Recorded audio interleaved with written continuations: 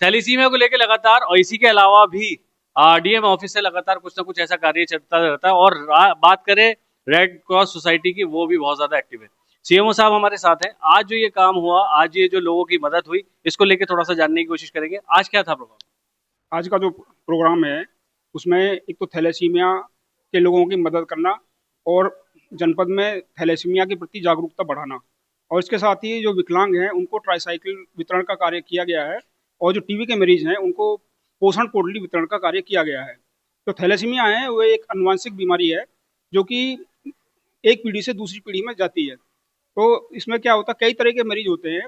एक तो ये होता है थैलेसीमिया माइनर होता है, थैलेसीमिया ट्रेट होता है। तो हमारे जो देश में आबादी है उसमें 3 से 4% आबादी ऐसी है जो कि थैलेसीमिया ट्रेट है, जो या थैलेसीमिया माइनर है। और उसके बाद में जब थैलेसीमिया माइनर और थैलेसीमिया माइनर की जब शादी होती है तो थैलेसीमिया मेजर बच्चे पैदा हो सकते हैं।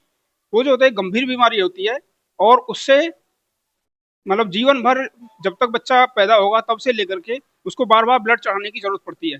और उससे क्या होता है कि बार बार ब्लड चढ़ाने से उसमें आयरन ओवरलोड का लगातार समस्या बनी रहती है, तो उसको भी इलाज कराना पड़ता है। तो उससे क्या होता है कि जो हमारी स्प्लीन है या लीवर है उसमें भी लगातार आयरन जमा होता रहता है। तो एवरेज सर्वाइवल ही ऐसे बच्चों का 7 साल से लेकर के 14 साल तक का है। तो एक बहुत गंभीर बीमारी है। केवल समस्या का समाधान यही है कि लोगों को जागरूक किया जाए, और जो थैलेसीमिया माइनर और थैलेसीमिया माइनर हैं उनको पहले से पता हो, और ऐसे बच्चों की शादी आपस में ना हो एक दूसरे से। सर, इसमें एक चीज ये वाली बात कही जाती है कि जैसे ब्लड का मामला है, पीआरबीसी इनको ब्लड चढ़ता है, लगातार पीआरबीसी चढ़ता हुआ आ रहा है, और पीआरबीसी में भी उसके बाद भी उसमें आयरन आ रहा है। अब जैसा ब्लड जैसे ही चढ़ना शुरू हुआ, ब्लड चढ़ने पे उसके चित्तियां पड़ गई, निशान पड़ गए, या उसको बुखार आ गया। ऐसा क्यों होता है? ठीक है, अगर कि क्योंकि ब्लड बार बार चढ़ता है तो उसमें आयरन की उस मरीज को जरूरत नहीं होती। आयरन की, आयरन तो उससे शरीर में पहले से ही ज्यादा होता है। और हम क्या है कि बार बार हम आयरन ट्रांसफ्यूज करते हैं, जब ब्लड ट्रांसफ्यूज करते हैं उसके साथ में आयरन भी बॉडी में जाता है, और बॉडी में जाने के बाद में जो नया ब्लड उसके अंदर बन रहा है वो लगातार ह्यूमलाइज होता है, और ह्यूमलाइज होने से वो पूरी बॉडी के अंदर जगह जगह जमा होता है। तो हमारी बॉडी में, स्किन में, और हमारी लीवर में, हर जगह जितने भी ऑर्गन्स हैं सभी में हीमोक्रोमेटोसिस होता है, और बहुत तेजी से होता है, हमारी बोन्स के अंदर होता है। ऐसे बच्चों में बोनी प्रोमिनेंस हो जाता है, चेहरा जो है एक अजीब सा दिखाई देता है। तो ये सारी समस्याएं बच्चों में होती हैं। सर, कई बहुत सारे हॉस्पिटल ऐसे हैं जहाँ पे अभी भी होल ब्लड उनको चढ़ाया जा रहा है। मैं किसी का नाम तो नहीं लूंगा। अगर होल ब्लड उन्हें चढ़ाया जा रहा है तो इसमें वो सारी चीजें हैं जो बच्चों को नुकसान हो सकती है, तो उसके लिए क्या कहना चाहिए? देखिएगा, क्योंकि ऐसे बच्चों में होल ब्लड चढ़ाने की आवश्यकता नहीं है। उससे केवल ये हुआ कि वॉल्यूम ओवरलोड हम बच्चे के अंदर कर रहे हैं। प्लस बहुत सारे एंटीजन एंटीबॉडीज होते हैं जो कि होल ब्लड के अंदर होते हैं, जिनको की हाइपर सेंसिटिविटी उस बॉडी में जहाँ पर वो जा रही है बार बार, तो वहाँ पे होती है। तो ऐसे बच्चों को होल ब्लड नहीं देना है, केवल पीआरबीसी ही देनी है। और इसमें अगर जैसे हम आगे बढ़ते हैं, अगर जैसे अब इन बच्चों की देखते हैं, आगे के लिए कोई इलाज ऐसा है अभी? जैसे बोन मैरो की बात चलती है और आपका स्टेम सेल थेरेपी की बात चलती है, तो इसमें आगे कोई फ्यूचर है सर? आगे आकर के अभी जो समस्या का समाधान निकालने की कोशिश की जा रही है वो है बोन मैरो ट्रांसफ्यूजन। जी। बोन मैरो ट्रांसफ्यूजन बहुत जगह हो रहा है। उसमें ये होता है, सबसे बड़ी समस्या आती है कि बोन मैरो को मैचिंग करना बहुत मुश्किल होता है। तो पूरे वर्ल्ड के अंदर ये देखा जाता है कि मुश्किल से बहुत ही कम लोग ऐसे होते हैं जिनका 100% मैचिंग हो पाएगी। या यूजुअली परिवार के सदस्य होते हैं, या बहन भाई होते हैं, या आइडेंटिकल ट्विंस होते हैं, उनके अंदर एक जैसी बोन मैरो होती है, तो उसको ट्रांसफ्यूजन करके समस्या का समाधान निकाला जा सकता है। लेकिन अभी भविष्य में हो सकता है कि ऐसी टेक्निक आ जाए कि हम बोन मैरो जो है उसी की बॉडी से हम बोन मैरो बना पाएं और उसी को ट्रांसफ्यूज कर पाएं। कुछ हॉस्पिटल में सर इन बच्चों को कुछ माना नहीं जाता। उनके हिसाब से ये बच्चे हैं ही नहीं, इन्हें 10 साल के अंदर खत्म हो जाना चाहिए। आप इसको लेके क्या कहें? देखिए, ऐसा नहीं है, सभी बच्चे 10 साल में नहीं खत्म होते हैं। जो थैलेसीमिया की जो कैटेगरीज हैं उसके हिसाब से डिसाइड होता है। मान ली बिल्कुल मेजर है तब तो हो सकता है बच्चा ज़्यादा दिन तक ना सर्वाइव कर पाए। लेकिन माइनर है, माइनर में भी कई दो तरह की कैटेगरीज होती हैं। तो उसमें भी ये होता है कि अगर वो है सर्वाइव करने लगे तो सर्वाइव कर सकता है। बहुत से ऐसे होते हैं जो लंबे टाइम तक अपना स्वस्थ जीवन जीते हैं। Thank you. मैं सीमा साहब का शुक्रिया अदा करना चाहूंगा, और आप सभी से कहूंगा कि इन बच्चों को लेके थोड़ा सा जागरूक हो जाए। हर किसी के आसपास इस तरह के बच्चे अगर होते हैं, क्योंकि डाउन सिंड्रोम इस बीमारी को कहा जाता है, अगर बॉडी के अंदर कोई भी एबनॉर्मल वाली बात है तो वो डाउन सिंड्रोम में आता है। तो ऐसा अगर कोई बच्चा हो तो उसका ख्याल रखें। Thank you. Red cross society से हमारे साथ टिकम्बर सिंह जी हैं, और उनके बारे में मैं उनका पहले शुक्रिया अदा करूंगा कि उन्होंने हम लोगों के लिए बहुत कुछ बेहतर कर दिया है, और आगे भी बहुत कुछ बेहतर करेंगे। आज जैसे अब यहाँ पे कार्यालय इसका खुल गया है और आने वाले टाइम में लोगों की मदद होगी, क्या कहना चाहते हैं? जनता आपके साथ किस तरह से आए? धन्यवाद जी। थैलेसीमिया के बारे में हमारे कुछ अधिकारियों ने हमारा पूर्ण सहयोग किया, और फिर इन्होंने कहा कि इसमें भारतीय रेड क्रॉस सोसाइटी भी सहयोग करे। तो हमसे जो जो जिम्मेदारी इन्होंने दी, इन्होंने कहा कि फिल्टर आपको मंगवाने हैं, तो हमने इनके लिए 2.5 से फिल्टर 2.5 लाख रुपए के तुरंत मंगवा दिए गए।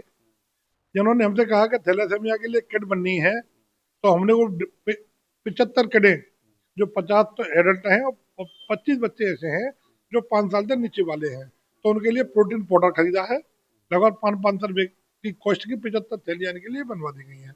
तो थैलेसीमिया में जो भी हमें दिशा निर्देश मिलेंगे हमारे सीएमओ साहब की तरफ से या हमारे जिलाधिकारी महोदय से या पब्लिक की जो डिमांड होगी, तो हमारी भारतीय रेड क्रॉस सोसाइटी इसमें पूर्ण रूप से सहयोग करेगी। आप लोग जो है ना पूरे हिंदुस्तान में नहीं, बाहर भी आप लोग काम करते हैं और एक अच्छी कोशिश है। और जो ये ट्रस्ट बनाते हैं या एनजीओ बनाते हैं, उनके लिए एक आप प्रेरणा का स्रोत है।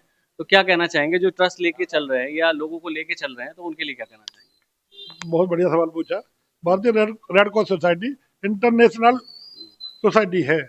इसमें जो भी गरीब होता है, जो भी पिछड़ा होता है, जैसे कोई आवश्यकता होती है, जैसे रोड पे एक्सीडेंट हो गया, उसे कोई उठाने वाला नहीं है, तो रेड क्रॉस उसकी मदद कर सकता है, उसे ब्लड भी दिलवाएगा। हम हर महीने ब्लड डोनेशन कराते हैं, और वो ब्लड उन्हीं लोगों को थैलेसीमिया को जाएगा या जो लावारिस मरीज जाते हैं उनके लिए जाएगा। जैसे गुलजार ने एक बच्चे को उठा लिया था, तो हमने 50,000 की उसकी हेल्प की। जैसे हमारे हॉस्पिटल में डायलिसिस से 2 मरीज मारे गए थे, तो हमने 50,000 की हेल्प उन्हें घर जाकर की। और मैं जानता हूँ कि 20-30 हज़ार रुपये तो हम हर मरीज जो भी आ जाता है, सिफारिश जिसकी आती है, जैसे आवश्यकता है, तो हम हर महीने देते हैं सर। अच्छा, लड़के एक्टिव होते हैं, रक्तवीर एक्टिव होते हैं, और एक्टिव होने के बाद उन्हें आसपास के लोग जो हैं वो कहते हैं कि भाई तू ब्लड डोनेट मत कर, ये लोग बेच देते हैं, ये लोग 4,000 का बेच देते हैं, 5,000। कोई भी एनजीओ जैसे रेड क्रॉस के अलावा भी बहुत सारी एनजीओ हैं, वो कोशिश करते हैं हर जगह कैंप लगाएं, मगर उनके ही आसपास के लोग उनका हौसला तोड़ते हैं। ऐसे में क्या कहेंगे? ऐसा ना, ब्लड बैंक पर हमेशा से आरोप लगते ही आए हैं, लेकिन ऐसा नहीं है। जैसे हमारी जिला अस्पताल ब्लड बैंक है, महीने में 100 ब्लड खाली थैलेसीमिया को देती है, और 100 ब्लड लावारिस मरीजों को देती है। अब प्राइवेट बैंक है भाई, वो अपना व्यापारी है, थोड़ा सा अपना फायदा करते हैं, तो वो अपने हिसाब से चलाते हैं। लेकिन उनने हमसे कह दिया कि थैलेसीमिया का जो मरीज हमारे पास आएगा, जिन्हें हमने आज कार्ड वितरित करे, अगर वो जाता है उन्हें ब्लड नहीं मिलता, तो डीएम महोदय ने कह दिया है सख्ती के साथ में, गवर्नमेंट पे शिकायत आएगी तो उसका लाइसेंस निरस्त कर दिया जाएगा। सर, इसमें एक बात ये भी है, माँ बाप जो है डराते हैं, बेटा अगर ब्लड डोनेट करने जा रहा है तो उसे डराते हैं कि तू डोनेट मत कर। ऐसे में ब्लड बैंक में भी पहुंचता है तो वो जाके 2 सवाल करता है। पहला सवाल ये होता है कि मैं ब्लड लूंगा, कितने का मिलेगा? अगर वो ये वाली बात कर रहा है तो इसका मतलब वो खरीदने का इच्छुक है। अगर कोई ये वाली बात करता है कि मैं ब्लड डोनेट करूंगा, फीस क्या है, तो वो फीस ही लिया जाएगा। तो लोगों को जागरूक करने के लिए क्या कि भाई ब्लड जरूर डोनेट करने के लिए। तो हम तो उसमें अभियान चला रहे हैं, कभी 18 साल से लेकर 65 साल तक के बच्चे बच्चे या बुढ़े ब्लड दान कर सकते हैं। इससे कई बीमारियां हमारे शरीर में होती हैं, जैसे बीपी है, या हमारे मरीज में कुछ ऐसी बीमारियां हमें पता नहीं है, हमने आज ब्लड दान करा, तो उसमें 5 भयंकर बीमारी होती है, जिनकी अगर मार्केट में हम जांच कराएंगे तो उसकी 5,000 कीमत लगेगी, और आपने एक बार फ्री ब्लड दान कर दिया तो आपकी 5,000 बीमारियों की जांच हो जाएगी, आपके घर पे एक चिट्ठी आ जाएगी, आप आराम से रात भर नींद सोएंगे चैन की कि मुझे कोई बीमारी नहीं है, मुझे कैंसर नहीं है। अब बात समझ रहे हैं? तो ब्लड दान करना तो बहुत ही अच्छी बात है। एक ब्लड 3 लोगों की जान बताता है। अब कुछ बीमारियां हैं, लोग गुमराह करते रहते हैं, समाज में कुछ कुरीतियां हैं, तो उनके लिए अभियान चला रहा है, और जिला प्रशासन हमारा पूरा सहयोग कर रहा है, और सब कुछ चल रहा है। ठीक है, धीमे धीमे जागृति आएगी, लोग ब्लड दान करेंगे, और कर भी रहे, पूरा काम चल रहा है ठीक से। और गलतियां तो होती है, उनमें सुधार किया जाएगा अगर कहीं होती है। आपका चेहरा देख के जो है ना, बहुत सारे जो निगेटिव लोग हैं वो भी नॉर्मल हो जाएंगे। मैं दोनों सभी लोगों का शुक्रिया अदा करूंगा, और आप सभी से एक अपील करूंगा कि थैलीसीमिया वाले बच्चे जो हैं उनका थोड़ा सा ख्याल रखें, क्योंकि उनके माँ बाप बहुत ज्यादा परेशान होते हैं इस बीमारी को लेके, और जो जागरूक नहीं है थैलीसीमिया को उनको जागरूक। कहा जाता है कि अगर महिला, देखना भाई है, कहा जाता है कि अगर महिला किसी चीज में आगे है, और महिला कहाँ कहाँ आगे हो सकती है, तो ऐसा नहीं है। महिलाओं के पुरुषों के साथ मिलके कंधे से कंधा मिला के चलती है। उर्मिला मैम हमारे साथ हैं, जो डॉक्टर हैं, और ये थैलीसीमिया और इस तरह की जो बीमारी है, रेड क्रॉस को जो लेके वो लगातार साथ में चल रही हैं, और इनके साथ क्या क्या चीजें सामने आती हैं, किस तरह की चीजें सामने आती है, वो जानने की कोशिश करेंगे। मैम, पहले तो शुक्रिया आपका। क्या क्या चीजें, जैसे आप लगातार इस मुहिम में लगातार लगी हुई हैं और लोगों को जागरूक भी कर रही हैं, तो क्या क्या समस्या आपके सामने आती है? सबसे पहले तो मुझे पता चला यहाँ पर कि थैलेसीमिया के लिए यहाँ पर लोगों ने बहुत अच्छा प्रयास किया। कई बार ये बीमारी यहाँ लोगों को पता नहीं थी, तो आप सब जनता के सहयोग से और डॉक्टरों के सहयोग से इसकी बहुत अवेयरनेस की गई।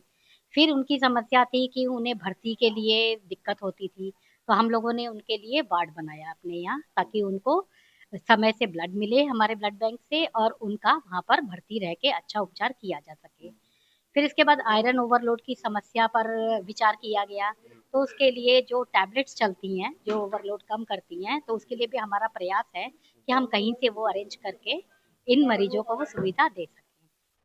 पेरेंट्स से क्या रिक्वेस्ट करना चाहेंगे? कुछ थैलेसीमिया पेशेंट ऐसे हैं जिनके माँ बाप बिल्कुल ध्यान नहीं दे रहे, ना तो वो फेरेटीन चेक कराते हैं, और इसमें मीट नहीं खाना चाहिए, रेड मीट नहीं खाना चाहिए, और बहुत सारी चीज डाइट का ख्याल रखना चाहिए। जैसे बहुत सारे थैलेसीमिया पेशेंट हैं उनका पेट बाहर है, बहुत सारे थैलेसीमिया पेशेंट हैं उनके दांत बाहर है, तो ऐसे में क्या करना चाहिए? देखिए, मेनली डाइट का तो हर बीमारी में बहुत रोल है।